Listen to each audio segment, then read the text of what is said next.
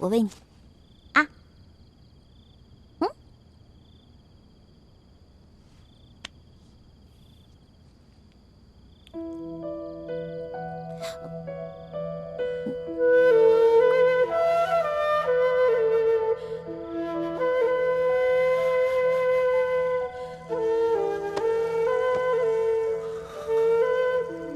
老板也好，我三桂也罢，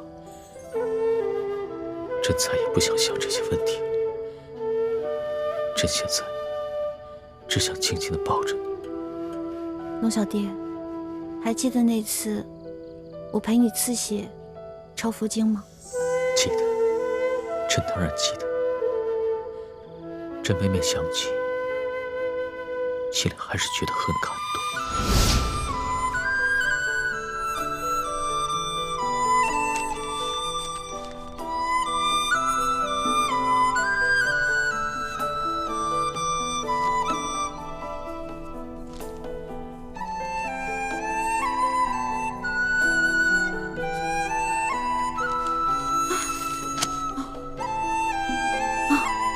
终于写完了，大功告成。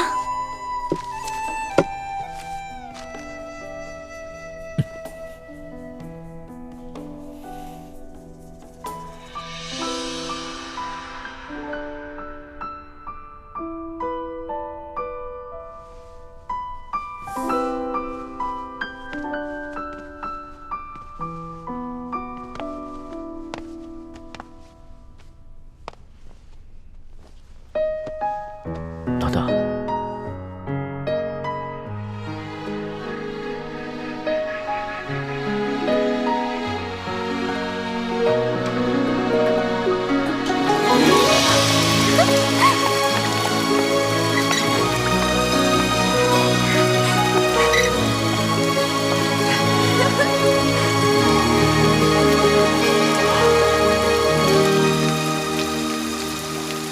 清晨的风吹如花，落入尘世的繁华。爱迎来卷风沙，恨不过一生的牵挂。经过的星辰如马，望不穿云中的他。这一生月光花，能否带他舍得心归家？愿做他掌上的明珠，献上我纯真的祝福。你越照我心，掀起迷雾，留下无悔的情愫。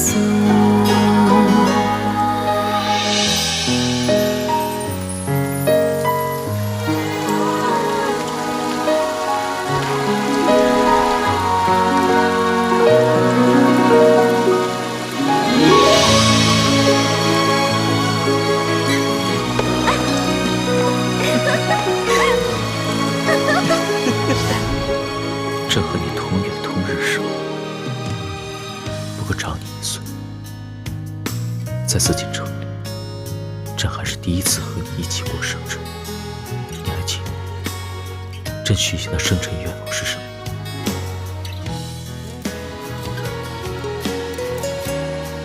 当然记得，这是我长这么大过得最有意义的一次生日。许的什么？我不告诉你，该你了。朕的愿望可不怕告诉你，朕愿和你年年有今日，岁岁有今朝。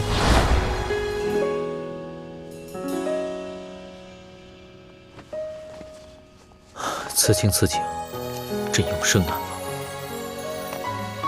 只是不知道还有没有机会再跟你一起过生日。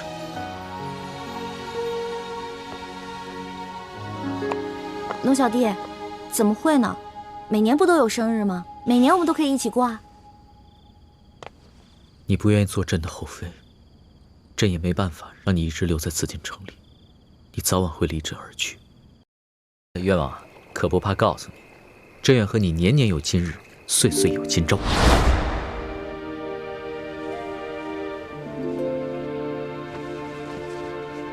此情此景，朕永生难忘。只是不知道还有没有机会再跟你一起过生日。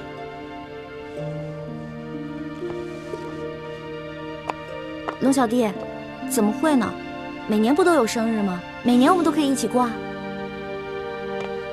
你不愿意做朕的后妃，朕也没办法让你一直留在紫禁城里，你早晚会离朕而去，如何能陪朕年年过生日？你是在怪我吗？朕不怪你，你生下来就和朕不一样，你是自由的小鸟。这个紫禁城啊，就像一个鸟笼子，把你给困住。也许你待在里面，并不快乐。我快乐，我跟你在一起的时候是最快乐的时候。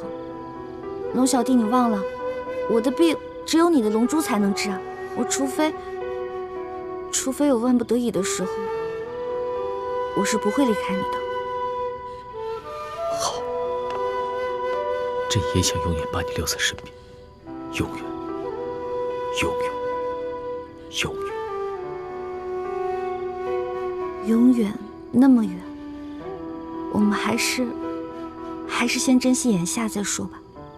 是，永远太远了，先珍惜眼下吧。龙小弟，我看你今天好像很疲惫的样子。前些日子为了寻你，积压了这么多奏折，朕可能是批阅奏折太久，所以没有休息好。可是我觉得你今天的眼神有点伤感，是不是太皇太后把你叫过去，跟你说什么事儿了？你还说呢？这还不都怪你啊！朕抛下一大堆事情，悄悄地出宫寻你，被太皇太后好一顿说。太皇太后还要把你赶出宫去，朕安抚了大半个下午，才把她安抚好。龙小弟，我错了，是我太任性了，以后再也不这样了。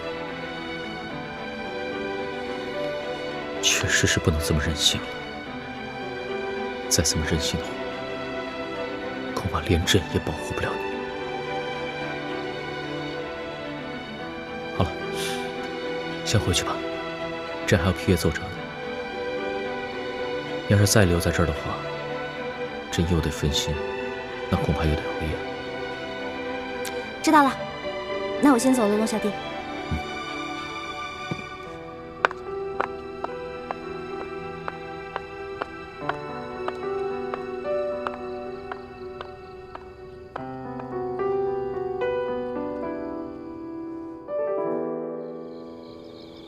康熙可有什么异常？没有感觉有什么异常，就是觉得他有点疲惫，精神不振，似乎还有一点不易察觉的伤感。伤感？他说是为了上一次我离宫出走的事情，太皇太后把他叫过去一顿训斥，还逼着他把我赶出皇宫。我现在才知道，太皇太后之所以要把那些宫女还有淑妇赶出去，是为了怕伤了皇上的面子，咱们虚惊一场。看来鳌拜的病还没有被治好，等义父和师傅们回到京城，我再和他们商量一下，想办法除掉鳌拜，以绝后患。老大，难道你的出现真的只是朱明联盟设下的一个圈套？你和朕那么多美好的过往，都是假的吗？没错，都是假的。李爱卿，别叫那么亲热，我不是你的爱卿，她也不是你的欢儿。你早知道我们的真实身份，还装什么装？今天不是我死，便是你亡。朕有什么对不住你们的吗？朕一直待你如兄弟。婉儿，你跟朕那么多过往，都只是逢场作戏，都是欺骗朕的吧？兄弟，你是大清的皇帝，我是大明的太子，我们两个能做兄弟吗？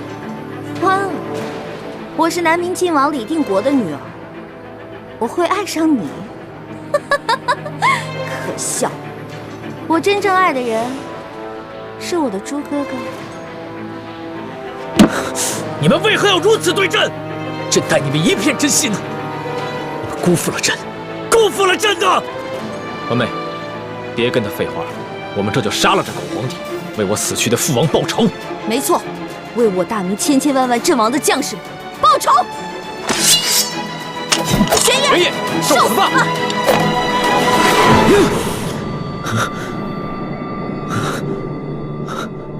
皇上，您是不是一宿没睡了，累着了？朕没事。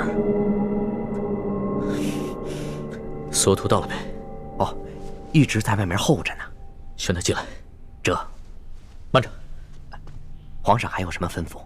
朕饿了，你亲自去御膳房，取一些朕平时爱吃的小点心来。这。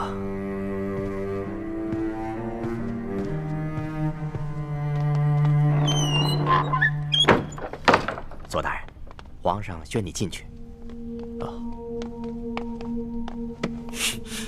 奴才给皇上请安。免礼。查得怎么样了？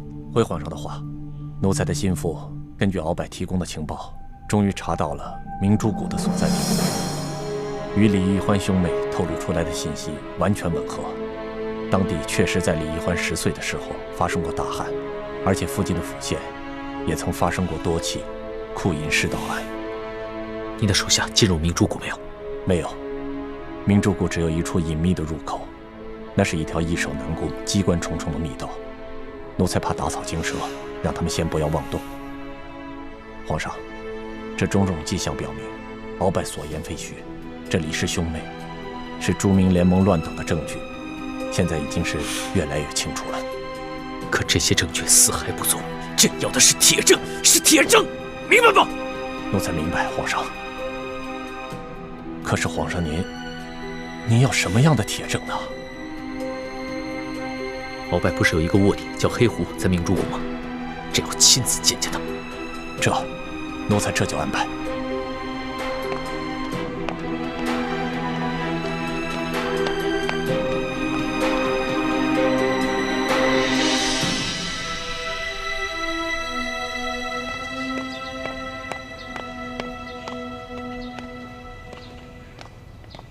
李公公，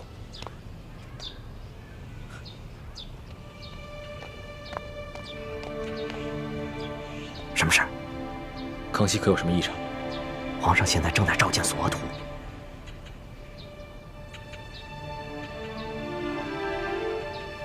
叔父这手上提的是什么？哦，皇上说他肚子饿了，让我亲自去御膳房给他拿点平时最爱吃的点心。往日康熙若是要传膳，都是吩咐你一声，你让手下的小太监去办就行了。今日为何让你亲自去取？难道是跟索额图在商量什么隐秘之事，故意把你支开？我也觉得好像是皇上故意把我支开的。难道皇上对我也起疑心了？不可能，叔父跟我和奕欢的关系，除了义父，没有外人知道。康熙更不可能知道。皇上平时如果跟机密大臣商量什么军国大事，也会把身边的人支开。说不定他正跟索额图商量什么其他的要事。但愿吧。眼下康熙跟太皇太后没有什么异常，但我们切不可掉以轻心。叔父，你要帮我多留意一点宫里的动向，我正在想办法筹集人手，刺杀鳌拜。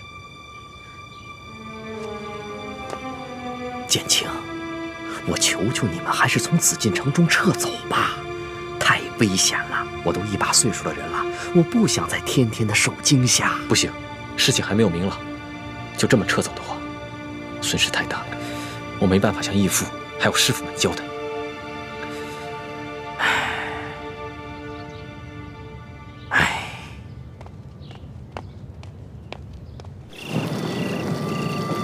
这边。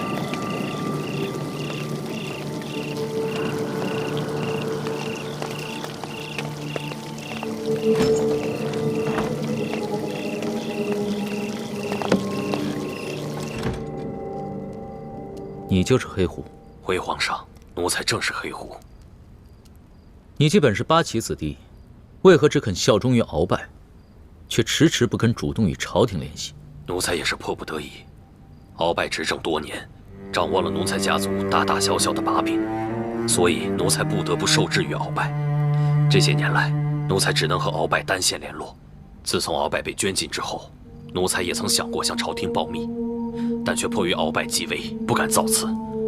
直到鳌拜此次真心伏法，把奴才等密探献给朝廷，奴才才有幸叩见圣颜。抬头说话。谢皇上。你把李易欢他们二人在明珠谷的情况细细禀报于朕，绝不得有半点隐瞒。这李建清本名朱慈轩，是前明永历帝的最后一个儿子。永历帝的其他几个儿子都在战乱中失散了，下落不明，因此朱慈轩就被李定国那帮前明余孽们奉为了前明最后一个太子。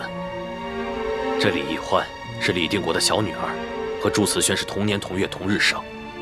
据说永历帝留下遗诏，为朱慈轩和李易欢从小定了亲，所以李易欢又被这些前明余孽们尊奉为未来的太子妃。他二人从小青梅竹马，一同长大，感情深笃。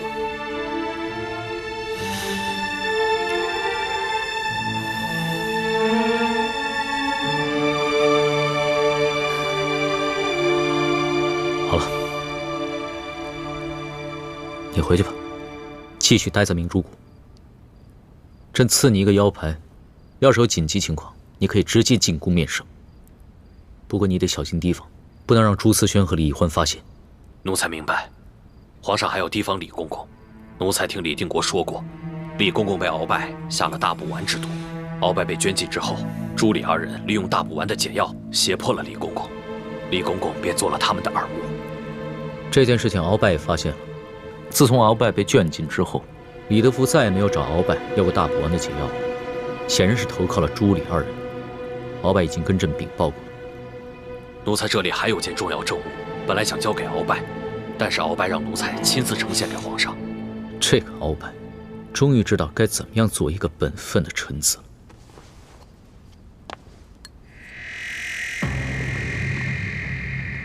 皇上，这就是3把金钥匙其中之一，原本是在吴三桂手中。吴应奇护送永历帝的遗物进京途中，被李易欢的师姐樊倩影调了包，钥匙落在朱慈轩手中，所以奴才才有机会又从朱慈轩手中调了包。也就是说，现在吴三桂和李定国手里的金钥匙都是假的。这把金钥匙才是吴三桂绞杀永历帝后，从永历帝身上得到的赠品。好，你做得很好。待朕剿灭乱党之后，必将重重赏你。奴才谢主隆恩，奴才不便在此久留，奴才告退。去吧。谢皇上。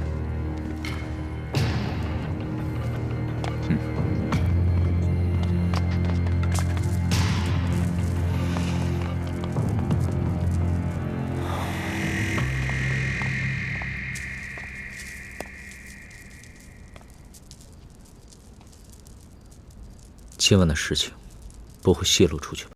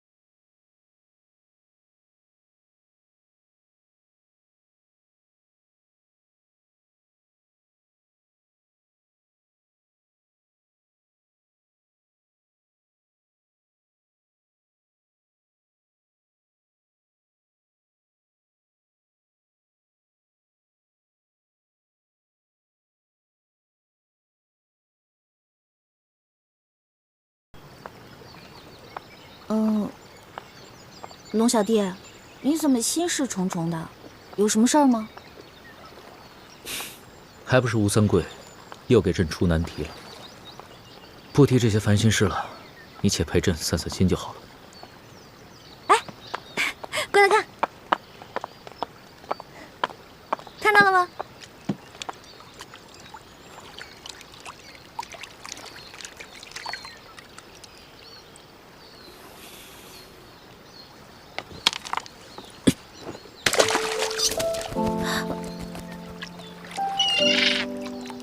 你干嘛呀？你干嘛打那对鸳鸯，拆散他们夫妻啊？大难临头各自飞，他们根本就不是什么恩爱夫妻，只不过逢场作戏罢了。为什么这么说？你不信？那你看那只雌鸳鸯飞回来了吗？如果它真的爱着那只雄鸟，怎么会因为一颗石子就一去不返了呢？真的哎，那只雄鸳鸯也不知道上去追，就知道在那儿傻等，真够笨的。它不是笨，只是伤心了。如果那只雌鸳鸯真的有情有义，那它就应该飞回来，而不是这么等着那只雄鸳鸯飞过去找它。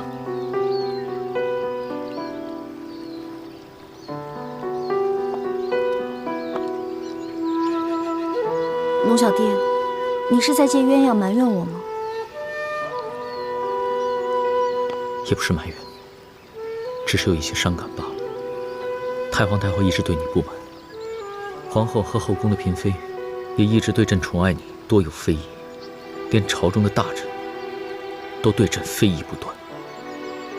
你知道朕承担了多大的压力吗？我知道，其实我也为你承担了很大的压力，所以才会选择离开你。但是当我看到你不顾一切来找我的时候，我顿时没有了主意，只有跟你回宫。你对朕的一片真心，朕是能感受得到的，这是朕最大的欣慰之处。其实，朕根本就不是怕什么压力，朕怕的是你一直在拒绝朕，逃避朕。你心里一直念着你那未婚夫，早晚有一天你要出宫跟他成婚。每每想到这儿，朕就觉得心痛如绞。你明白吗？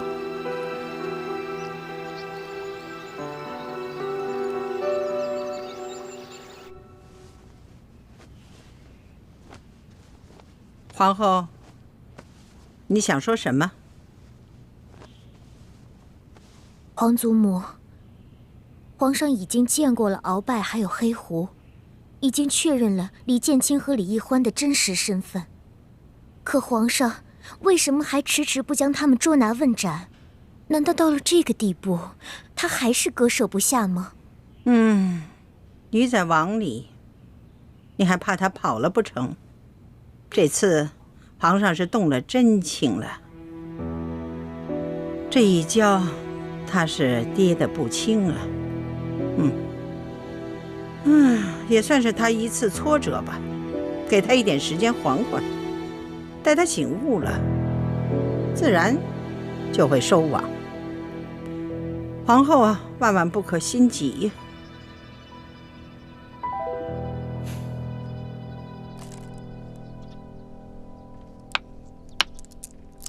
小师妹，你有没有发觉最近情况有些不对劲？是感觉有点不对劲，可是我又说不出来哪儿不对劲。皇上倒是毫无异样，可是昨天大师傅传来消息，说最近在明珠谷外发现很多清军密探活动，他们好像是在寻找明珠谷的入口。你是说，这跟太皇太后看鳌拜有关？但愿无关吧，否则纵然咱们能全身而退，可这段时间在宫里的苦心经营就白费了。大师兄和师傅们一定会很受打击。如果真是这样的话，那龙小弟也太沉得住气了吧？皇上吉祥！皇上吉祥！皇上吉祥！平身吧。谢皇上。你们姐妹俩有这么多悄悄话可以说呀？啊，不是悄悄话，是臣妾久居深宫，有时感觉寂寞孤单，就让欢妹妹过来陪陪我。朕来的不巧啊，打扰你们下棋了。没有，我跟雪姐姐刚下几下，你就来了。那你可敢跟朕下完这盘棋啊？这有什么不敢的？下就下。皇上，臣妾去小厨房为皇上准备些茶点。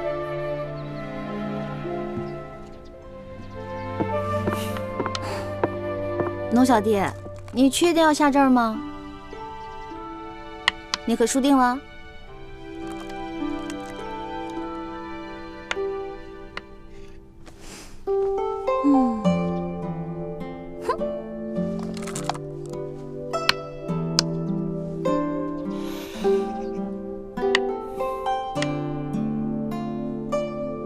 这不对啊！明明刚才是我占先机的。你占尽先机，是因为朕一直在让着你。世事如棋，不到最后，谁输谁赢，又有谁知道呢？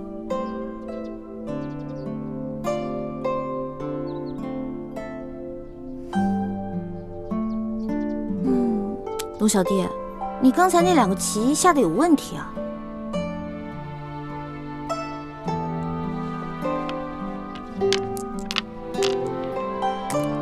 应该这样。好了，我赢了。毁棋啊！落棋不毁真君子。反正我又不是君子，我是小女子。龙小弟，这盘棋你输了。好，那朕认输。其实这世间事，赢又如何，输又如何？只要能哄得你一时开心，朕认个输又何妨？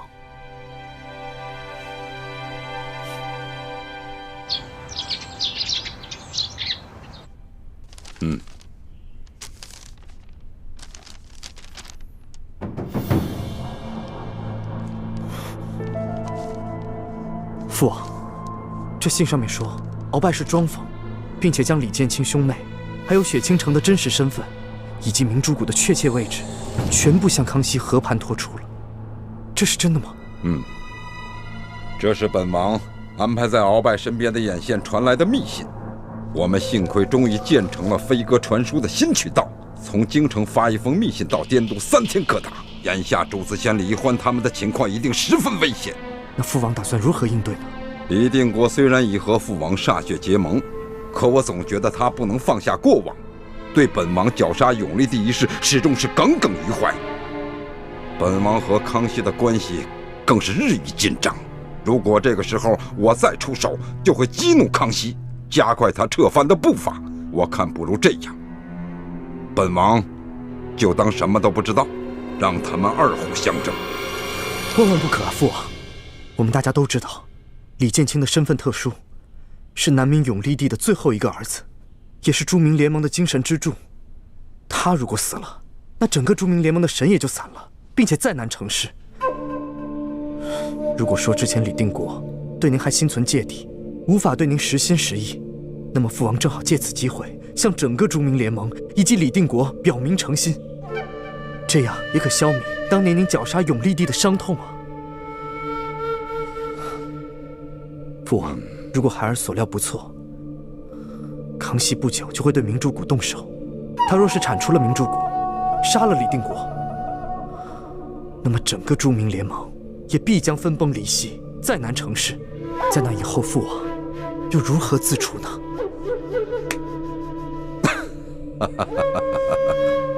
父王真是糊涂了，还是妻儿你点醒了父王。你这就向李欢他们示警，协助他们撤离紫禁城。这可还来得及吗？从康熙秦鳌拜就可以看出，他一定会运筹帷幄，布置周全，方才动手。他想把明珠谷一网打尽，就要费些时间布置，希望还来得及。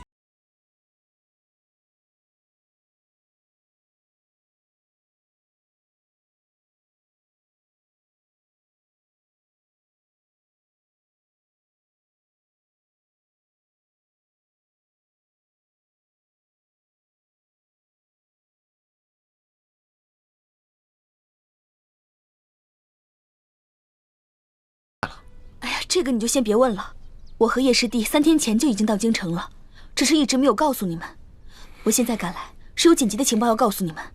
我刚刚接到吴应奇的飞鸽传书，你、雪姐姐还有小师妹的身份都已经暴露了。你怎么知道的？吴三桂在宫中的眼线不仅雪衣居士和雪姐姐这一条线，他在天牢和鳌拜府中也都埋伏了眼线。还好康熙他行事谨慎，到现在都还没有动手。我这一接到飞鸽传书，便马上过来通知你们了。你赶紧通知雪姐姐和小师妹，赶快撤吧。好，我马上回宫。既然你跟叶师弟3天前就回到了京城，为什么一直没有通知我？大师兄，这个你就不必问了。只是我和叶师弟这边出了一点小状况罢了。什么小状况？是不是叶师弟还是放心不下易欢，在滇都待不住了，想要偷偷跑回京城私会易欢？这个我原本不想跟你说的，我看到叶师弟刘叔叔到京城，我就赶紧追，这一追就一直追到了京城。叶师弟人呢？这3天我一直在劝他，叶师弟也已经答应了，要悄悄跟我回滇都。我们想就当这个事儿从来没有发生过。可就在这个时候，我接到了应奇的飞鸽传书，原本想让叶师弟跟我一起来见你，可是他不肯，我就自己来了。想不到，不仅康熙不肯对易欢放手，就连我自己的兄弟也还惦记着我的女人。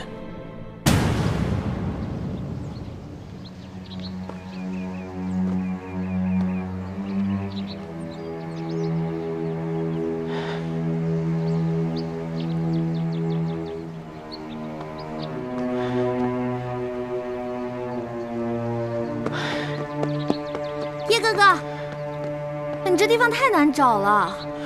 小师妹，你总算来了。你不知道我等你等的好心焦啊。你以为皇宫那么好出来啊？想进就进，想走就走啊？我费了老大劲儿才骗过守卫呢。咱平时不在慈航药铺接头吗？为什么今天在这儿啊？而且你给我的暗号那么少，我找你一路了。我故意把暗号留得很少，就是不想明珠谷其他的人看见。为什么？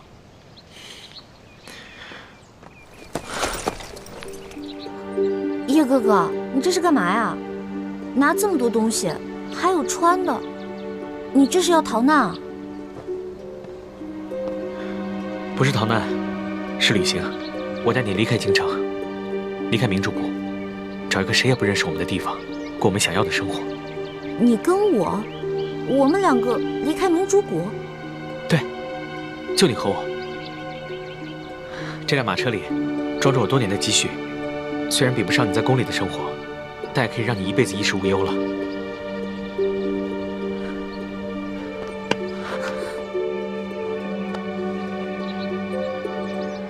小师妹，跟我走吧。我们找一个谁也不认识我们的地方，重新开始我们的生活。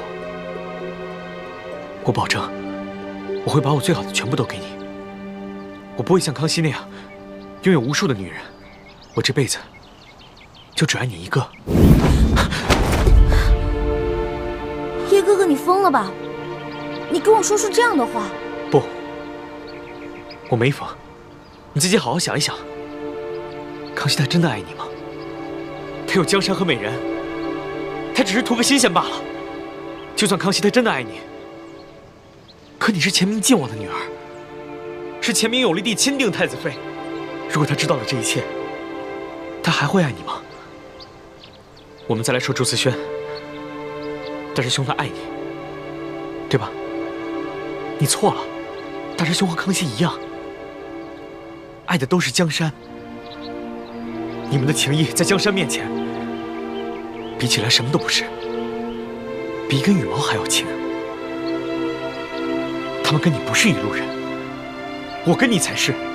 你不是曾经说过，这天下到底是姓爱新觉罗还是姓朱，跟我没有什么关系。其实我也是这样想的，我才是无欲无求，可以和你长相厮守一辈子的那个人。不可以，不可可以。小师妹，我对你的心日月可见，你为什么就不能给我一次机会呢？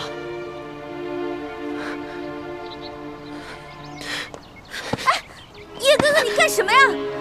你这次偷偷约我，我没有告诉朱哥哥，因为我怕我告诉他，会破坏你们兄弟之间的感情。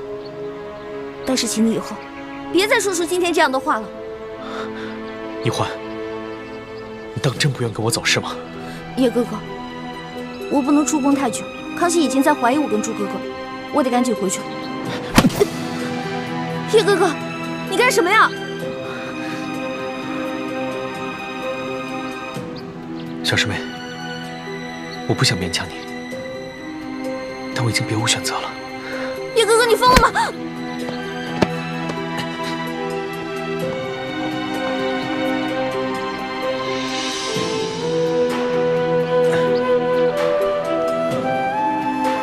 小师妹，你别生气，我先带你走，找一个谁也不认识我们的地方，重新开始我们的生活。等我们成了亲以后，我再和你回来，向晋王还有我爹爹谢罪，别怪我。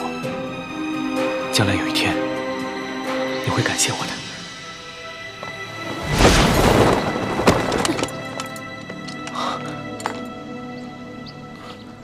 樊师姐，你怎么来了？我看到你留的暗号了。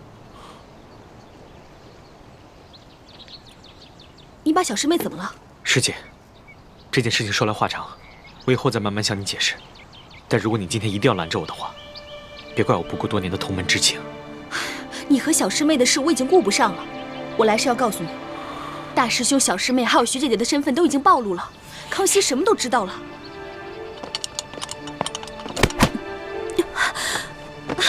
樊姐姐，你说的是真的吗？龙小弟已经知道了。那徐姐姐跟朱哥哥知道了吗？我先通知的大师兄，再赶来通知叶师弟的。而且，咱们慈航药铺的据点也暴露了，所以我和大师兄约在北郊的镜湖见面，咱们赶快和他们去会合吧。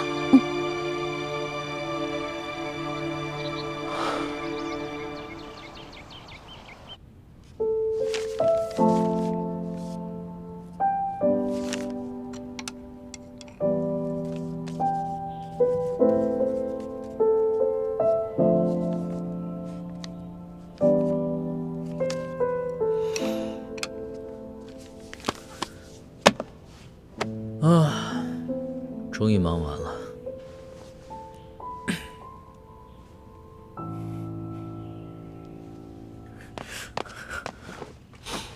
皇上，李德福，你这是做什么？皇上，奴才有罪，请皇上饶命。你何罪之有啊？皇上，奴才有2项大罪，每一项都是杀头的。请皇上准许奴才戴罪立功。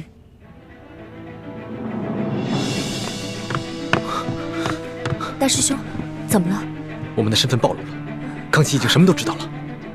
难道鳌拜真的装疯了？是，康熙之所以迟迟没有动手，就是想顺藤摸瓜，把我们所有人一网打尽。小师妹知道了吗？她不在御书房当差，也不在永乐斋，不知道去了哪里。我担心，康熙是不是已经把她给抓起来了？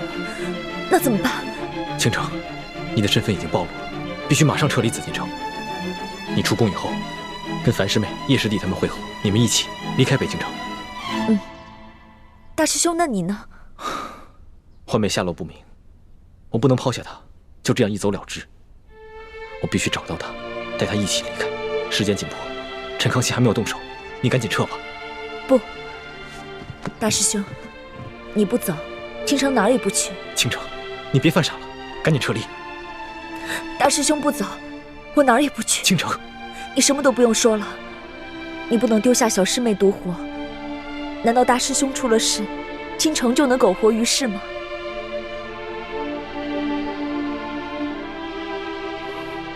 倾城，我不值得你为我这样。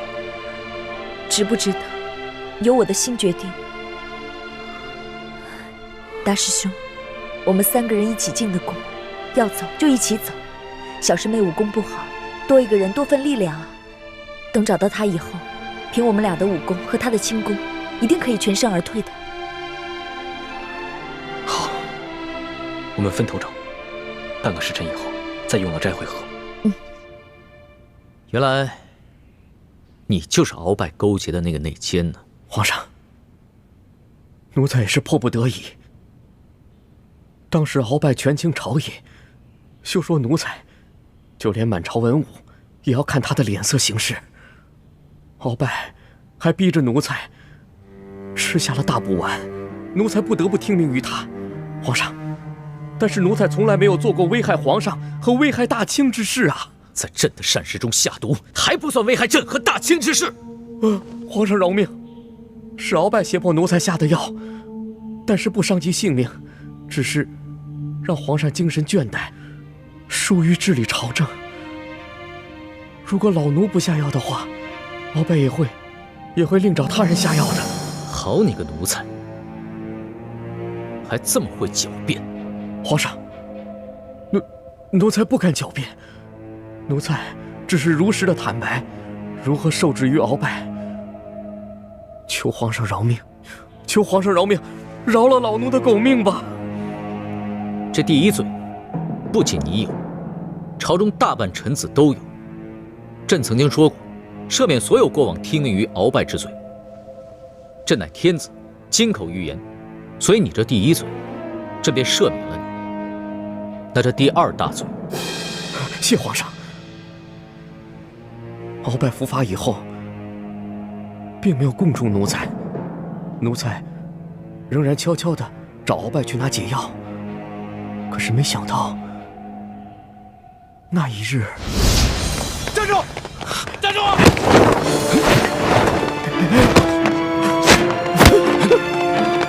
快放了李公馆！李太医，你杀了我，你也活不了。李德福，你别以为杀了我，就没有人知道你是鳌拜的内奸了。你别忘了，我还有我的妹妹易欢，我若是死了，她绝对不会放过我。李公公，您知道的，我这个人啊是不会害别人的，但是我最讨厌的就是那种暗中害别人的。所以，只要你不对我们兄妹两个起什么歹心，那我们自然不会对你怎么样。但如果你心里对我们兄妹两个……当时李氏兄妹答应过奴才，不把此事告诉任何人。奴才以为他们不过是皇上派在鳌拜身边的奸细，虽然探知了奴才为鳌拜所用，但却慈悲为怀，愿意放奴才一马，不说破此事。奴才心中还是感激，但是没料到，既然叔父想活不想死，那么只要你把铜匣交出来，我马上把大补丸的解药给你。李氏兄妹拿着大补丸的解药，要挟奴才，让奴才充当他们的耳目。奴才以为他们不过是跟鳌拜一样，想要探听皇上和太皇太后的消息，好要得圣宠。奴才也就答应了。那你的毒解了吗？没有，奴才每个月仍还得服食一次解药，否则大补丸之毒一发，奴才就生不如死啊！既然如此，那你为何还向朕自首？那日皇上和索大人怀疑李氏兄妹都是朱明联盟的乱党，奴才简直吓得魂不附体啊！不瞒皇上，奴才这些天来一直在反复的思虑，越想越觉得这李氏兄妹真的可能是乱党。奴才已经侍奉过3代帝王，皇上比太宗皇帝和先皇都更英明睿智。我大清朝有了皇上，一定会国运昌盛，天下太平，百姓安居乐业的。奴才若是帮臣子们探听消息，争宠夺利也就罢了，但是不能帮助乱党去干这些危害大清之事啊！奴才左思右想，才决心向皇上自首，并且出手李氏兄妹。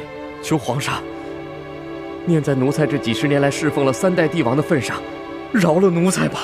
你这第2个大罪，果然是杀头的重罪。皇上饶命，皇上饶命啊！当初皇上如此宠幸李氏兄妹，就连皇后和索额图大人都不敢相劝，太皇太后也无可奈何。奴才又怎敢不听他们的话？但是奴才已经醒悟了，奴才拼着一死，也要向皇上出手他兄妹二人。皇上就算不饶恕奴才，奴才也好歹算为皇上清除了身边潜伏得很深的2条毒蛇，也算奴才为大清尽忠了。算你聪明。其实朕早就知晓了李氏兄妹的真实身份，他们根本就不是兄妹。朕也早就知道你被他们2人所迫，当了他们的耳目。原来皇上早就知道了。你还记得那日太皇太后出宫去探鳌拜吗？哦，记得。那鳌拜的疯病越发的严重了，居然连奴才都不认得了，还把他喝的那碗汤药泼了奴才一脸一身呐。老东西，鳌拜根本就没有疯，连你也被他给骗了啊！鳌拜没疯？那难道鳌拜是在装疯吗？不错，你所中的大补丸之毒，必须每个月都服用1次解药。但是自从鳌拜装疯以后，你便再也没有找过他拿